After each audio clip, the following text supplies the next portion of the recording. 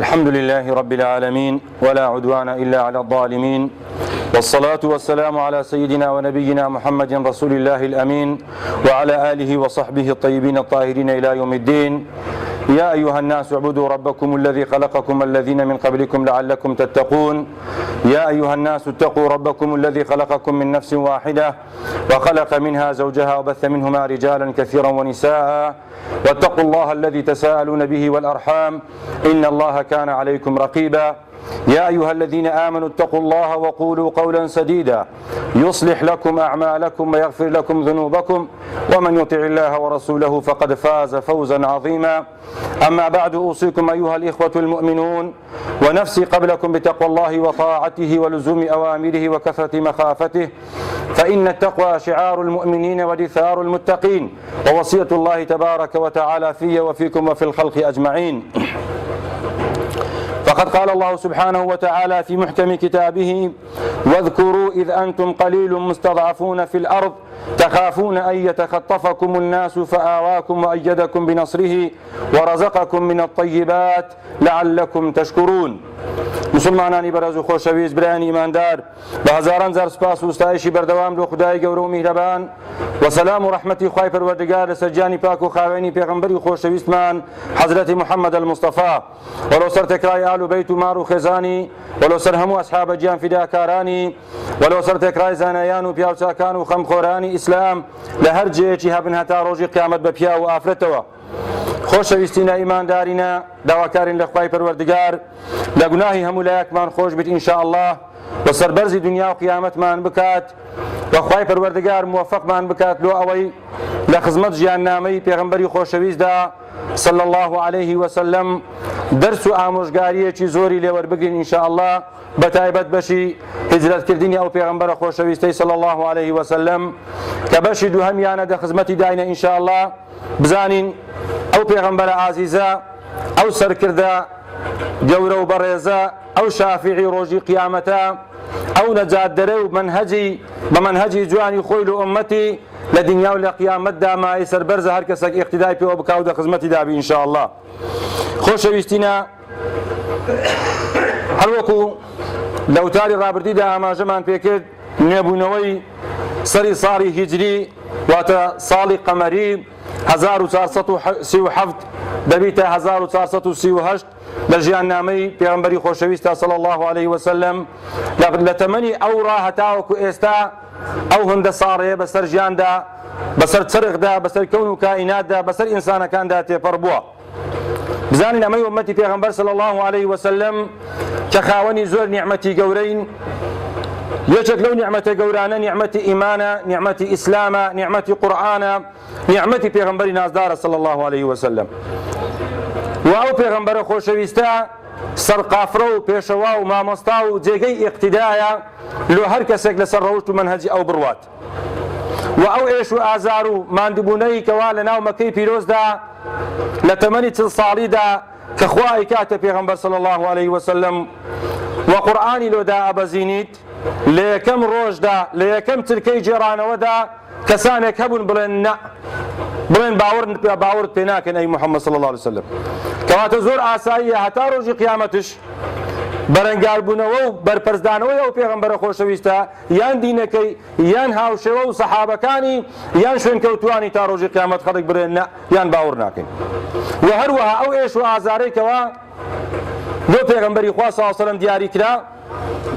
بەسێ خۆنا خوای سبحانه وتعالى دەجێڕیتەوە فەرمووی: وإذ يمكر بك الذين كفروا ليثبتوك أو يقتلوك أو يخرجوك ويمكرون ويمكر الله والله خير الماكرين. یەکەم ڕاد بگرن بڵێن پێغەمبەر نی، دووهەم یان بڕیاری کوشتن یان بڕیاری دەرکردن. ئەو سێ بڕیارانەمان لە وتاری ڕابردیدا لەژێر سێبەری ئەو ئایەتە جوانەی سوورەتی ئەنفالدا شەرح کرد لۆنگۆی بەڕێز و خۆشەویست. بەڵام پێغەمبەرێک کە خوای پەروەردگار پشتیوانی بی، پێغەمبەرێک کە خوای پەروەردگار بە یەتیمی بیهێڕیتەوە بەبێ ئەوەی باوکی هەبیت و لە ناو خەڵکدا بڕێ باوکم هەیە باوکم دیارە، ئەو خدای رب العالمینە بەخۆی پشتیوانی ئەو پێغەمبەرە خۆشەویستەیە صلی الله عليه وسلم بە ئایەتی والله یعصمک من الناس پارێزگاری لێ ئەکات پشتیوانی یەکەمی هەر خودایە وەسائلەکانی دیکە شتێکی موقەتن خوای پەروەردگار کە بە ئینسانەکانی دەبەخشیت و پێیان لەوان دیاری ئەکات پشتیوانی یەکەم هەر خودایە سبحانه وتعالى بەڵێ گوتمان پێغەمبەری نازدار صلی الله عليه وسلم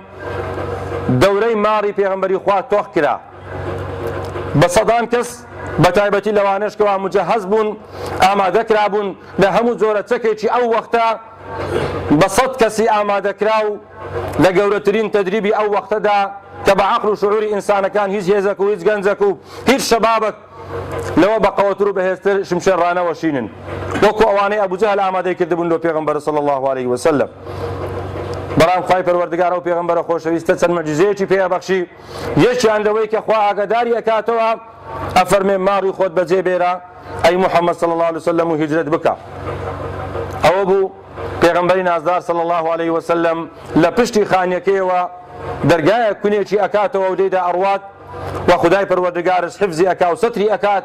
وەکو فەرمووی وجعلنا من بين أيديهم سدا ومن خلفهم سدا فأغشيناهم فهم لا يبصرون ئەو مەعجیزە جوانە پێغەمبەری نازدار صلی الله عليه وسلم چەند خۆرێکی ئەو وەختەی هەرگرت و فەرمی شاهەتی الوجوه فەرمی خوایە ئەو ڕوانەیە و ئەو ناوچاوانەیە عیبدار بکەی و نەمبینن ئەوە بوو پێغەمبەری خوا نەدی صلی الله عليه وسلم لە پێش و لە دواوە و لە هەموو جێگایەکدا کە پێغەمبەر صلی الله عليه وسلم پێیدا ڕۆیشت لە ماری ئەبوبەکر و لە ماری ئەبوبەکر جارەکە دیکە لۆ خارجی مەککە خوای پەروەردگار ئەو پێغەمبەری پاراست صلی الله عليه وسلم ئەو سەددا ئەو کۆنکرێتە ئیلاهیە هەتا ڕۆژی قیامەت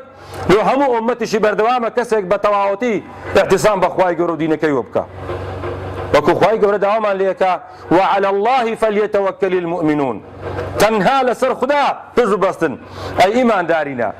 با تەنها پشت و پەناتان احتیسامتان دینی خدا و ڕێگەی خدابی سبحانه وتعالى ئەوجا لە هەموو کاتێکدا خدای پەروەردگار لە هاوارمان دێت و پەنامان ئەدات و دەمان پارێزی بزانین ئەو ئاەتە جوانەی کە خوای پەروەردگار فەرمووی ئەی ئینسانەکان ئەی عەبدەکان ئەگەر ئەنگۆ نەتانتوانی پێغەمبەری خوا وەسەر بێخن خوای پەروەردگار پشتیوانی تی وەسەری دێخی کە فەرمووی إلا تنصروه فقد نصره الله ئەگەر ئەنگۆش نەتانتوانی بە تەواوەتی پێغەمبەری خوا صلی الله عليه وسلم بپارێزن و وەسەری بێخن پشتیوانی یەکەمی خوایە و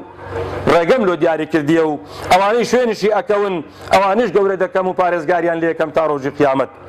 و خوای پەروەردگار بە شێوەیەکی منەت بە شێوەیەکی وەبیرهێنانەوەی چاک لۆ ئەو کەسانێکەوە بە چاچی لەسەر ڕێی پێغەمبەرن صلی الله عليه وسلم شوێنکەوتی ئەو دینە جوانەینە فەرمووی فکری ئەو نیعمەتە گەورەیە بکەنەوە فکری ئەو وەختە بکەنەوە کە ژمارەتان کەم بوو خوا سبحانه وتعالى ئەنگۆی پاراست و ئەنگۆی وەسەرخست وەکو لە سوورەتی ئەنفال ئاەتی 26 فەرمێ واذكروا إذ أنتم قليل مستضعفون في الأرض فکری ئەو وەختە بکەنەوە ژمارەتان کەم بوو تە دەستە و ساندرێنەوە زوڵمشتان لێ ئەکرا ستەمتان لێ ئەکرا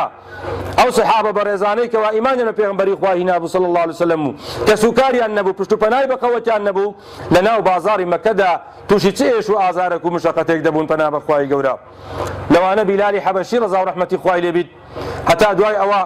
ئەبوبەکر سیدیق دەچی دەیکڕی ڕزگاری ئەکات و نەجاتی ئەدات ئیوا هەیە لە سەحابەکان ڕەزا و ڕەحمەتی خودایان لێ بیا فەرموون زرێ پۆشێکی وان دەبەرەکردین بەو گەرمایی جوعبەیەکی گەورە وەکو تەریسێکی پڕ لە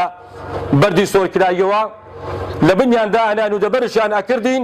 هەتا ئێوارە دەبی لەبەر ئەو خۆرەتاوەبانە چونکو ئیمام محەممەد هینابوو صلی الله عليه وسلم ئەوە ڕەوشت و سیفەتی ئەو کەسانەیە پەنا بەخوای گەورە کە لە خوددا ناترسێن و دۆستانی خوددا و عاشقانی ڕێی پێغەمبەریان خۆش ناوێت صلی الله عليه وسلم بەڕێ خوای پەروەردگار فەرمووی فکری ئەو نیعمەتە گەورەیە بکەنەوە کە ستەمتان لێ کرا و زوڵمتان لێ کرا ئەشترسانی یەک بە یەک بتان بن تخافون أن يتخطفكم الناس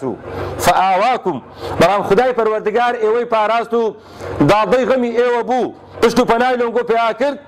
هەم لە ڕێی پێغەمبەرەوە صلی الله عليه وسلم خوا هیدایەتی و نەجاتی دان وەگەیشتن بە شاری مەدینەی منەوەرە لەوێ پێغەمبەری خوا صلی الله عليه وسلم سل لەنوێ بناغەی ئەو دینە جوانەیە دەست پێ ئەکاتەوە و دۆستان و ئەحباب و ئەسحابی دروست دەکاتەوە لۆ ئەوەی جارەکە دیکە هەم کەعبەی پیرۆز و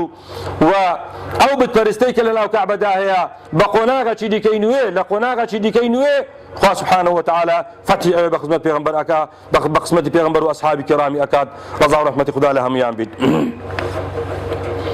فەرمووی پشگیریشتان لێ یەکەم بە نەسڕەتی خۆم بە گەورەی خۆم خوا سبحانه وتعالى دەفەرمێ وأيدكم بنصره ورزقكم من الطيبات لعلكم تشكرون خواردن و خۆراکی جوان و چاک و پاکشتان پێ بەخشم کە ئەو شاری مەدینەیەش تەبان یەکێکە لە شارە جوان و گەورەکانی دنیا کە باشترین خورمە و خۆراکی تێدا بووە لەو وەختەشدا و ئێستاش هەر وایە فەرمی هەتا سوپاسی خودای پەروەردگار بکەن لەسەر نیعمەتە جوانەی هەم نیعمەتی ئیمانهێنان بە پێغەمبەر صلی الله عليه وسلم و دینەکەی و هەم هیجرەتکردن لە خزمەت پێغەمبەر صلی الله عليه وسلم چونکە ئەوانەی لە خزمەت پێغەمبەردا بوون صلی الله عليه وسلم لە ڕۆژی هیجرەتە بە پلەی یەکەمیان ئەبوبەکر سیدیقە کە ڕەزا و ڕەحمەتی خوای لێ بی خوای تبارەک وتعالى پێی ئەفەرمێ ثانی اثنین إذ هما في الغار دوام کەسی سەرزەوی ئەبوبەکر سیدیقە لەگەر پێغەمبەر صلی الله عليه وسلم و یەکێک لەو معجزە جوانانەی کە خوا بە پێغەمبەری خۆشەویست ئەبەخشی و ئومەتیشی پێویستە وا بیناسی ئەوەی لە ڕەحیق المەختوم داهاتیە خۆشەویستینە زۆر سەرنجی ڕاکێشام حەزم کرد لەنگۆی بەڕێز و خۆشەویست زۆر بە کورتی باسی بکەم ئینشاء الله پێغەمبەری نازدار صلی الله عليه وسلم هەموو ڕێگاکەی بە معجزە خوای گەورە ئەیپارێزی یەک کە لە مەکە دەرئەچیت بەرەو غار ڕێگەی یەمەن ئەگریتە بەر خوا سبحانه وتعالى فێری ئەوەی دەکات ڕێگا بگۆڕە وەختی کەوا هیجرەت ئەکەی لە پێناوی خوا سبحانه وتعالى ئەو پێغەمبەر نازدار صلی الله عليه وسلم شەوی جمعە شەم و یەکشەم واتە سێ شەو لەو غارەیە ئەمینیتەوە لەو ئەشکەوتەیە ئەمینیتەوە هەفت ڕۆژەکەی دیکە شەش ڕۆژەکەی دیکە پێغەمبەری خوا صلی الله عليه وسلم لە بینی مەکەوە هەتا ئەگاتە قوبا نزیک شاری مەدینەی منەوەرەی ئەلعانە کە نزیکەی حەفت شەو حەفت ڕۆژ و هەندێک لە زانان دەفەرمون هەشت ڕۆژی زیاتر پێوە بووە پێغەمبەر صلی الله عليه وسلم ئەوانە پێیان دەگوترێ متەقی و لە خوددا ترسان پارێزگارانی تەواو ئەوانەنە لێ خوا سبحانه وتعالى ئەم سەحابە بەڕێزێش دەگەر پێغەمبەری خۆشەویست صلی الله عليه وسلم باسەکات و باسی ئەوانەی دیکەش دەکات لە دواییدا ولو وەختەی دەگەنە مەدینە ئەهلی مەدینە پێغەمبەر نناسن صلی الله عليه وسلم هەموو ئەوەی کە گوتم سەرنج ڕاکێشام و وەی لێ کردم کەوا بگریم بۆ پێغەمبەری نازدار صلی الله عليه وسلم ئەسحابەی خۆی ئەبوبەکر سیدیق بەتەمەن لە پێغەمبەری گەورەترە لە ڕێگادا پێغەمبەر پێی فەرمێ صلی الله عليه وسلم ئەگەر کەسێک لێی پرسی ئەوە چێ دەگەرتا برێ ئەوە ڕێپیشان دەرمە سبحان الله لەو کەلیمە جوانە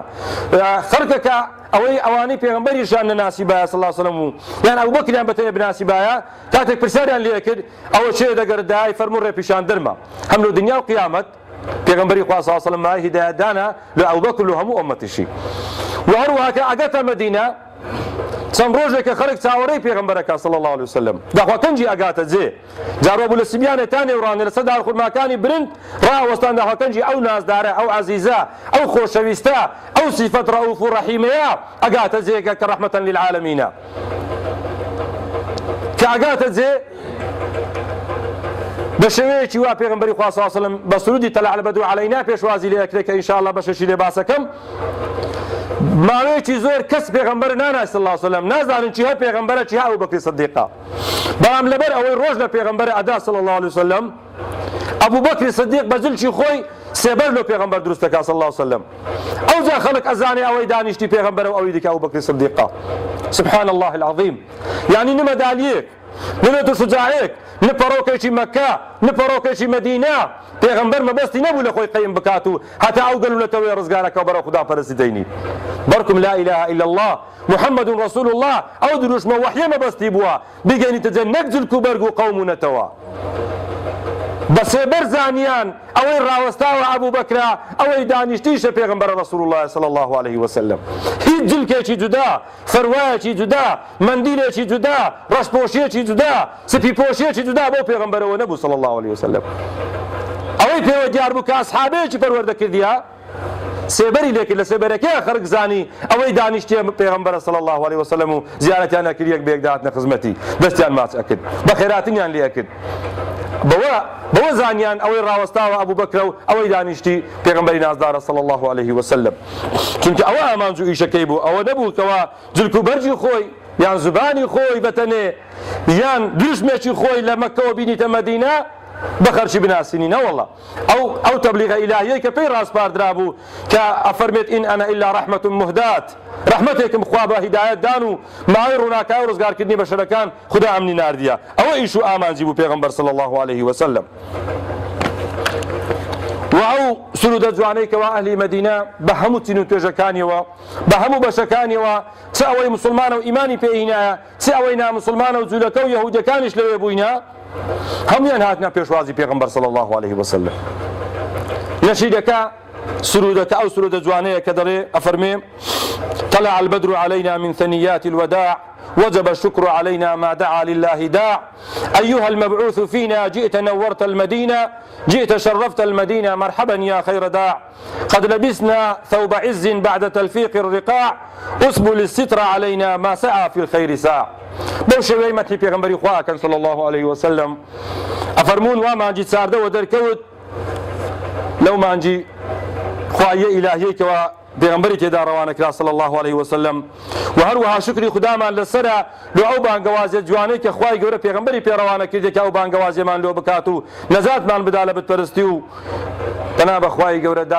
داون بيسيو هم او صفتان الرزائلانيك و لإسلام دا آماجيان فكرة كنابي مسلمان تخني بكون بحرامي بزانن وفرمي اي او كسين ادراوي لناو ايما دا شاري مدينة نوراني كدو جوانت كد چونكو شاري مدينة بيغمبر صلى الله عليه وسلم بيشي بيغمبر بتستاوي صلى الله عليه وسلم ناوي يثرب وتشاري لومو لومكاري يعني ناوي جواني شيري نبوه حتى بيغمبر نازل صلى الله عليه وسلم هجرتنا كاو دستاوي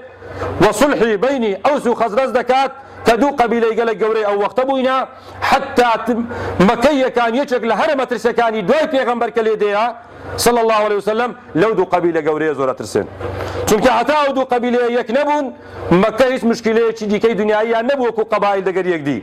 زانيان پیغمبري خوا صلى الله عليه وسلم تو او صلح صل صاري بيشي او كشتنيان بين دابو پیغمبري نازل صلى الله عليه وسلم هم يعني كرد برا لصف نيجا رايغرتن سبحان الله يجك لمشكله مكه كان ابو تقولتان اودو قبيله دغيني تو يك عزتي ديني خواي جورد جريتو پیغمبر صلى الله عليه وسلم سلمان جورا ابيلي لو جوري اترسال سبحان الله العظيم خواي تبارك وتعالى باسي او نعمتش ما عنده اكاد خوش ويستينا هرجلو نتويك بيوي بختوري دنيا وقيامت ودزبيني براتي وخوشي ناو خو درو ودزبيني بعد از بديني خواه بگري بزاني عزت من كرامت من رز من خوشي من بازار امني من بازار خاويني من دربونو من لگنددي و گناح و دزي و قزي تناب خواهي قورا هر بري پیغمبرك صلى الله عليه وسلم خواهي قورا فرمي او نعمت لبي لخوتان نبنوا بواجبش آقاتان لبي هم اعتصام بديني خواه وكو بمانا فرمي واعتصموا بحبل الله جميعا ولا تفرقوا واذكروا نعمة الله عليكم إذ كنتم أعداء فألف بين قلوبكم فأصبحتم بنعمته إخوانا أو آية جوانا اگر بزر بنووسێتەوە بزر شرح بکرێ بزر تفسیری بکرێ هێشتا هەرکەمە لۆمەی ئومەتی پێغەمبەر صلی الله عليه وسلم لە ئەو ملەتانەی کەوا زوڵمیان لێکراوە یان زوڵم لە خۆیانەکەن و بیانەوێ نەجاتیان ببی ڕزگاریان ببی با تەماشا ئەو ئاەتە جوانە بکەن خۆ سبحانه وتعالى ئەوەل جار مەبدە و دین و دەستور ئەکاتە پەیوەری یەکەم ئەیکەتە بناغەی ئازادی و باشی و چاچی هەموو گەلوونەتەوێک لە کچکە و گەورەدا فرمووی اعتصام واعتصموا بحبل الله جميعا ولا تفرقوا بس بديني خداوە بگرن دوو بەرەکاتی لەناو خۆتاندا لابن چونکە پێشی ئیسلام هەموو گەلوونەتەوەکان چێ بە قووەت بایە چێ بە هێز بایە خەرچی دەکەی دەچەوساندەوە و دەیکرد عەبد و کۆیلەی خۆی ئەگەر خەڵک 1 ملیۆن بایە لە هەر شارێکدا نیوەی عەبد و کۆیلەی ئەوی دیکە بوو پەنا بەخوای گەورە خوای پەروەردگار فەرمی باسی ئەو نیعمەتە گەورەیە بکەن و بیرتان بێتەوە کە خوای پەروەردگار ئەنگۆی کردە برا کاتێک ئەنگۆ پێشی ئەم دینە جوانە و پێشی ئەم بەرنامەی جوانە دوژمنی یەکدی بوون بەڵام فەئەلەفە بەینە قولوبکم ئەنگۆی کردە برا و ئولفەت و خۆشەویستی لە بەنی دڕەکانی گۆدا دروست کرد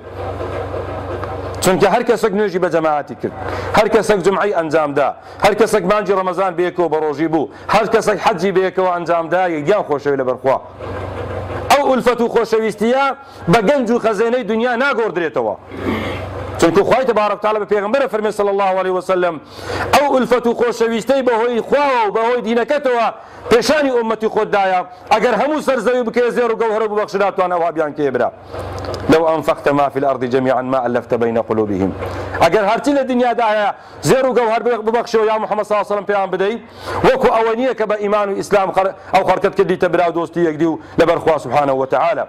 فرموي فأصبحتم بنعمته إخوانا بنعمته خداك قرآن وإسلام وري پیغمبر صلى الله عليه وسلم بوين براها ممان وبيشتر وكنتم على شفا حفرة من النار فأنقذكم منها